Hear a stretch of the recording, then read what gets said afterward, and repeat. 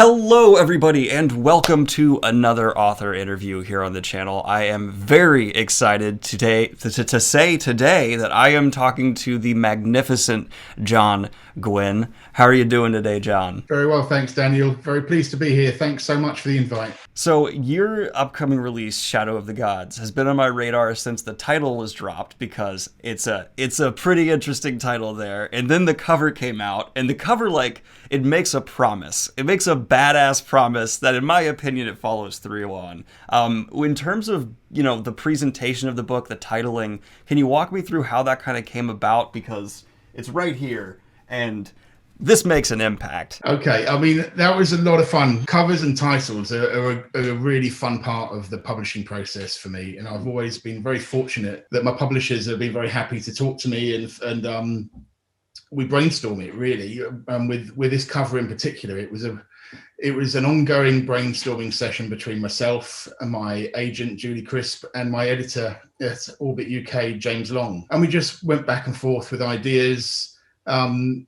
James was asking what I had in mind, and I said, I think I threw out the idea of a big dragon. That was kind of the starting point. And there's a dragon in the book, so it seemed like the appropriate kind of thing. It just felt really Norse to me. So and it went from there. I wouldn't say it's just a dragon. It's a big ass dragon. How did you describe the size of the dragon you wanted for the cover? Yeah, well, that was fun. Really, what I did was I just cut and pasted a scene at the end of the book which describes the appearance of the dragon, and we sent that to the cover artist, and that's what he came back with. We were blown away. It's brilliant. I love the best description I've had from this was I showed it to a friend of mine and he went, "Oh, that cover should be titled That Person's Screwed." And I was like, that's a pretty good title for that cover. This is the start of a new series for you. So as an author who's been writing, Faithful and the Fallen, and you've had kind of this established series going on, and then you started, I'm forgetting the name of the second series you had going as well. Yeah, that was of Blood and Bone, but they were both in the same world, the Banished Lands. Right. And this is a total fresh start. Was there any kind of nerves going into that of like, oh, I'm coming in fresh, or was it almost just like a feeling of shedding the weight of what you had before and starting new? It was a bit of both, really, Daniel. I was a bit nervous stepping out because I've become very comfortable in the Banished Lands. 7 books there and spread over 18 years of writing, so it's a comfortable world for me to write in. But when I finished the last book, A Time of Courage, it just felt like that was a really good point to step away from the Banished Lands. And writing in a Norse fantastical world is something that I've wanted to do, I think, forever. It's something that I love, and I feel very passionate about it. So it felt like a really good time to delve into that world. And I remember starting the first chapter and feeling a bit anxious and nervous, but by the end of 2 or 3 pages, I was just really, I felt like a kid in a sandbox, enjoying this new world, being able to do different things, because hopefully it feels, one of the things I wanted to do was make it feel very different from the Banished Lands. Mm-hmm. And I tried to do that by kind of soaking up all those Norse sagas and Norse mythology and making it feel maybe a grimmer, colder, darker world than the Banished Lands. And I really enjoyed playing in that sandbox. It was a lot of fun. I can see where you're coming from, but it's also pretty funny. I laughed out loud a couple times in this book, and crafting humor is something I'm always curious to ask people about. How did you find, because I laughed out loud, which is not something that books often make me do. How did you find the humor, and how you wanted to have characters, I don't want to give spoilers, tell stories in a way that you knew? How did you find that? Were you just reading Discworld, or where did you go to find how to make comedy work in fantasy? I'm really pleased you feel like that, Daniel. That's great to hear. I think a lot of it is there's a pragmatism in Norse culture, and they're just very practical about life, very straightforward. And from my experience of reading the Icelandic sagas, and there's the prose and poetic Eddas and all those kind of old Norse manuscripts, there is a strong sense of humor running through them. And I think life was so hard that they just often tended to laugh at it. You know, it's a kind of, I think it's a situation of you laugh or you cry. And so there's this strong sense of humor running through all the Norse stuff that I've read, and I really wanted to try and capture some of that. And I think, you know, one of the ways I try and do it is kind of in a warrior's camaraderie and banter. That's where I've tried to squeeze it in. Also, one of the characters who I think you're referring to tells tales in the book, called Svik. He was inspired a little bit by one of my sons, Edward, who's he's a funny guy. You know, he's always very witty and very sharp, Ed. And so he was a little bit of an inspiration for that. One of the things that I think helped enhance the humor, and I think just almost every single element of this book, was your work with character. I find to be truly magnificent. I mean, I found myself invested heavily and extremely quickly as well. Or the main characters here. How did you, you know, throughout your craft, how do you view focus to improve every time you come back to, from the formation of a character to the execution? Like, what's been your process for kind of just, okay, manipulating, without, for lack of a better word, your reader into loving these people? I mean, it's such a hard question to answer, Daniel, because a lot of writing for me, I mean, I can only answer my experience. And my experience is all the way along, it's been quite a listening to that gut instinct, you know, and your inner voice. I've always set out to try and make characters feel real and rounded and believable, so that you don't have, you know, moustache twirling villains and you know, two-dimensional heroes. So I've tried to make them all have their own set of motivations for why they do the things they do. Choices, I think, is a kind of a big theme that I've had going through the Banishland series. And again, I think it's something that's in part of life, that we all make those little everyday choices. And that's what I try to do with my characters, to give them a bit of a grounding in reality, so that even if they make decisions that you don't want them to do or don't like what they're doing, that you can understand where they're coming from, you know. And I think that's what I always try to do, to give them an edge and a grounding in reality. I don't know if I always manage to do it successfully or not, but that's kind of my starting point. And it's interesting how you've, in this book, there's two characters who I would say walk from a similar place in society. They're coming from a similar position, but they provide quite different perspectives in a lot of ways, which I find a lot of people, when they write cast of characters, if they have two soldiers, those two soldiers will often share the same everything, whereas it seems like you have two people here who are from a similar position in society, but are pretty different in a lot of the ways they act, they view stuff. Was that an intentional rounding out, or is that just, that's what the characters were and it just went from there? The difference comes from their backstories, I suppose. You know, I try and steer away from writing characters that have similar backstories, so that they're starting from a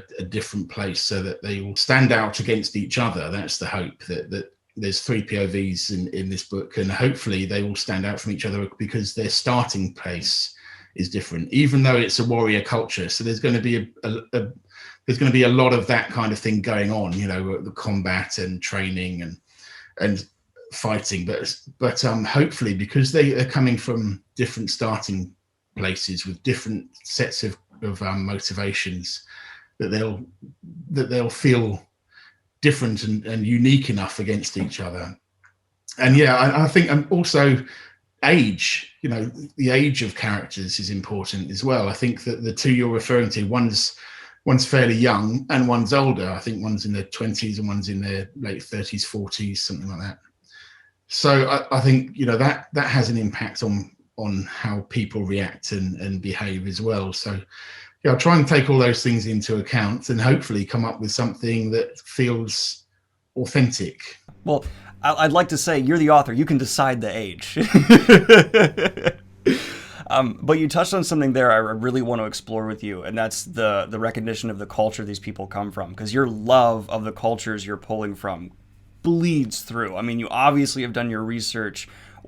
So how long have you been interested in these histories, these cultures? And is this been something that's been building in your head since you were 10, or how did this final product come to be with blending these passions? Pretty much what you said. Since I was a child, I remember very much, very vividly, sitting down, my teacher at school sitting us down when I was about 7 or 8 years old, and reading the Book of Three by Lloyd Alexander.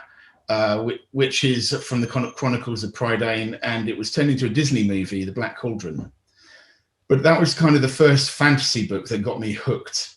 And after then, it was just a slippery road, of fantasy, mythology, and history, I loved all of it. Tales of Troy, Tales of King Arthur, The Lord of the Rings, Narnia, and all of it. When I look back on it, it's just that's the blend of the kind of through the nostalgic lens looking back. That's how I can see my childhood, and a big part of that was Norse mythology. It stands out in my memory. Beowulf. I love that tale. Of the Viking warrior with his band of mercenary heroes that go and save a jarl from the monster Grendel. So that's kind of that is really the seed for all of this. That was the seed of it all. And then the Norse tales of Ragnarok, that end of days battle between the gods where they basically killed each other. And so that's when it started, although obviously I didn't know then, but that's when the love and passion for Norse stuff began. But then, as an adult, I'm a Viking reenactor now. I do that with my three sons as well. We have a lot of fun. It's great fun standing in a shield wall together, pretending to be Norse warriors in our kits. It's just, we're big kids really, just with shields and swords and spears.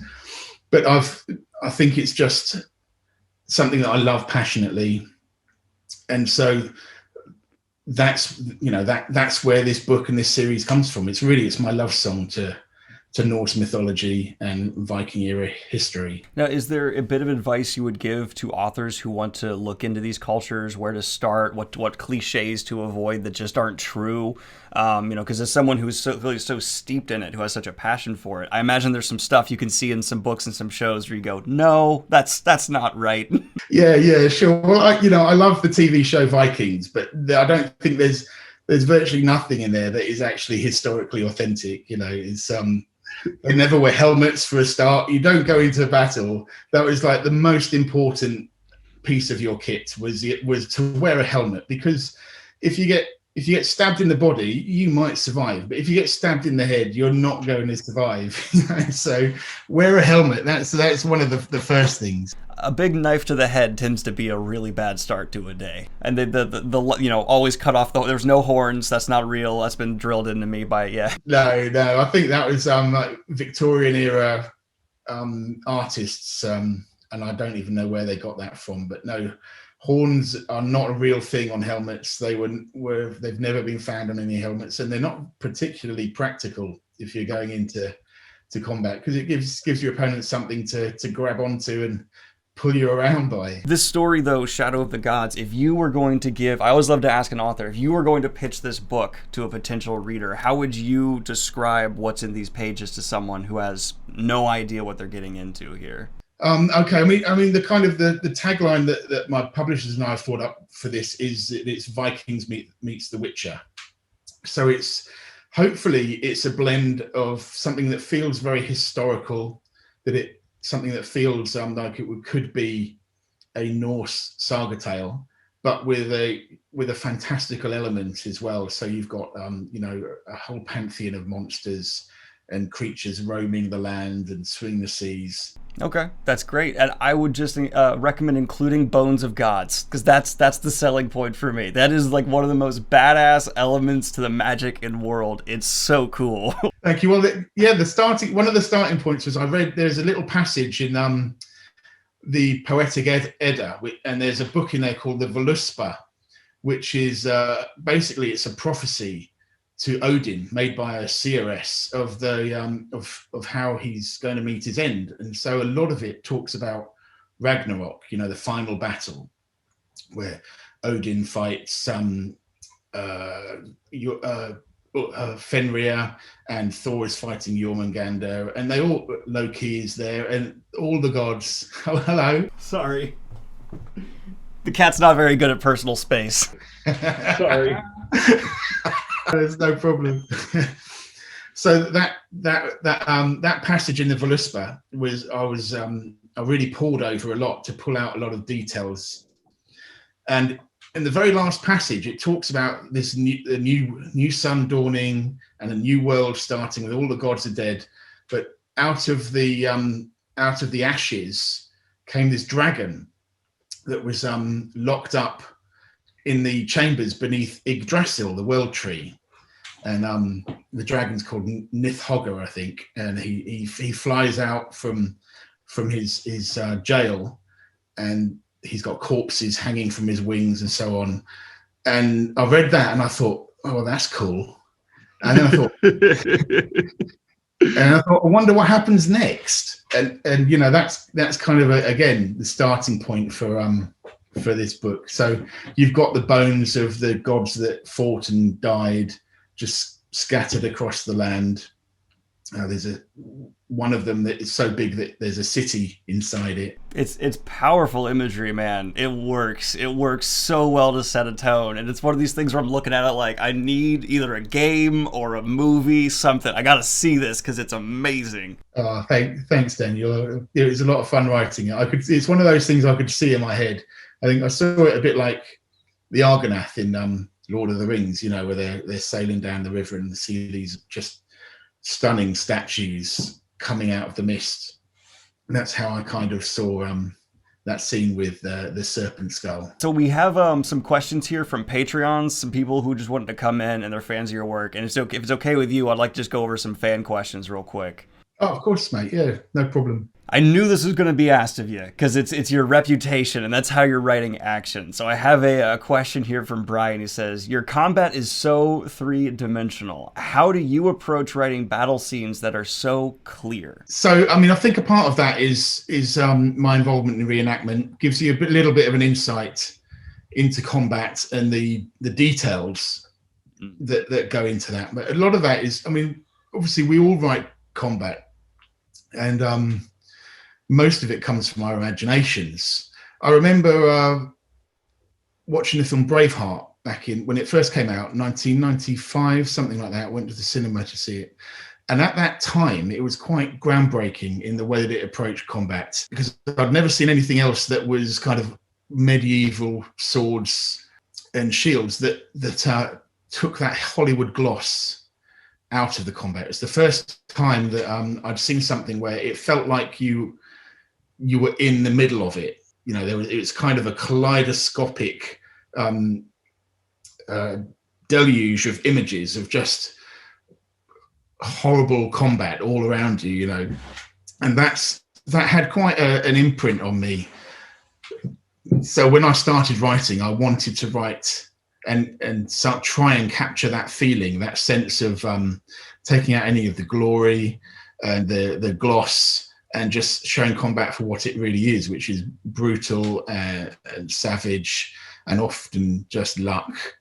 That was my starting point for writing combat, and I've just tried to hone it over the years. You know, I think films like Braveheart started it off for me, but also if you've seen The Revenant, mm-hmm. The opening scene of that raid at the river, you know, I mean, it's just breathtaking, and that's how I see combat in my head when it's, you know, that, and so that's what I'm trying to put on the page, you know, this just chaotic, breathless, horrible, terrifying experience. And I'm really pleased that you know, that's one of the questions you've been asked, because it shows that it's worked at least for someone. Well, it sounds like you're trying to find a way to tell a story through the chaos, and I think that works really well. Yeah. I think you've got, you know, you have to. I don't try to make a ballet of it, you know, or choreograph it so much as just making it feel more authentic and realistic. And I suppose I get an idea of that through reenactment. Well, I have a Patreon here who doesn't, well, they're specifically saying, I don't want to hear the typical, what was your inspiration question? I don't want to hear, what are you currently reading? They want to hear, what are some excellent works that you think don't get enough attention in fantasy? If you have something you think is yet to be discovered that needs to be brought out. Oh, crikey. I mean, that's a great question. You know, it's a funny thing when you start writing full time and it becomes your job. The irony is that you don't get as much time to read. So a lot of the reading that I do do is research for whatever project I'm working on. So actually, I've got something here which I'd say it's quite niche, but I'd recommend this to anyone that's interested in Norse mythology. So it's illustrated by a chap called Johan Egerkrans.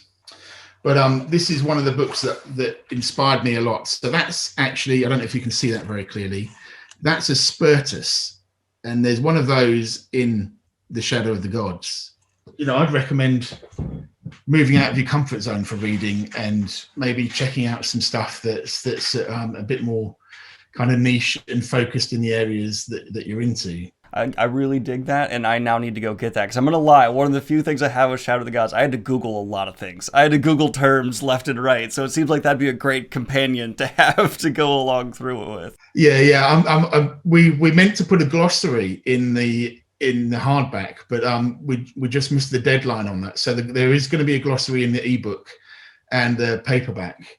And I might put one up on my website or something, because I do appreciate there's a lot of kind of Norse terms in there that I just threw in there. Well, it's not a complaint. I love the realism of keeping them in. That's a compliment. It's a good thing to do. I'm so tired of reading epic fantasy and all the terms are stuff I'm familiar with. It's like, it feels like an Applebee's could be here. I don't like that. Like, let's keep it authentic. Well, good. I'm glad you like that, Daniel. And then another question I had here was, you've mentioned your, love of Tolkien, how that helped you get into fantasy, and your love of Norse mythology, how that's helping shape now.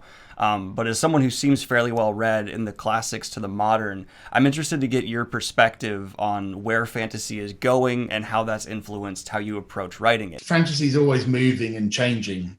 One of the guys that inspired me that isn't a fantastical writer, as in fantasy books, is Bernard Cornwell, who writes historical stuff. So I'd really highly recommend reading his, anything by him, but I would particularly say his take on King Arthur, which is called the Warlord Chronicles, because that has that kind of more realistic, grittier tone that you can see echoed in people like Abercrombie. And I think Joe, I've seen him talk about being influenced by historical writers a lot, like Larry McMurtry and Robert Lowe, who writes Viking stuff, historical stuff as well. And I think fantasy tends to follow those genres a little bit. As to where it's going, it's just so huge, isn't it? Fantasy. I think there's room for everything. There's so many subgenres, and I don't have a preferred genre subgenre within fantasy. I like them all. I like urban, and I like grimdark, and I like epic. So I think that the way fantasy is going is it's becoming more open. It's that you're seeing more diversity, you're seeing more cultures represented, which is just all a good thing. More of a focus on gender balance. So I think that's the way it's moving forward, and anything like that is a good thing in my book. I completely agree, because one of the things I think I've made a mistake in saying before on my channel is that I frame it like fantasy's moving forward. Instead, it's more like it's just growing. I think you put it very well, where you can still find stuff being written in the oldest style. There's still people out there trying to write the next Beowulf, but it's just also there's this new, you can get stuff inspired by any culture, multicultural stuff. It's really interesting to see how that's happening. And it's actually one of the things I'm almost afraid to admit this for Shadow of the God. I went, okay, it's going to be European inspired again. But you proved me wrong, because I was like, how I've seen this before. No, I have not. Oh, thanks, Daddy. Well, the Norse, if you look at Norse history, that Viking era history, they were traders. They weren't just raiders, but they were traders, and they traveled so widely. From the Mediterranean to Nova Scotia. So there's a lot of kind of different cultural influences in Viking history, and I hope that I hope to touch on that in book one, but I'm going to expand on that a lot in the following books in the series. Thank you guys so much for tuning into this author interview, and thank you so much, John Gunn, for being willing to sit down and talk with some YouTube guy about your fantastic book. Definitely in my must reads of the year so far. You absolutely killed it, man. Oh, thanks, Daniel. I really appreciate that. It's always, when you write a book, it's almost like you're you're letting your little child go out to school, on their first day. So when you hear people enjoy it, it's lovely. So I'm really, really pleased you enjoyed it, and thanks so much for the invite on here. I'm really, really honoured to be here chatting to you. You're welcome back anytime. And this child just happens to have a giant badass dragon. All right. Well, anyway, everyone, check out the links in the description if you'd like to follow John Gwynne on Twitter or order his book. It'll be right down there. My camera just died as I was saying that, so I smoothly transitioned to talking to back here. That's very Have a good one, y'all.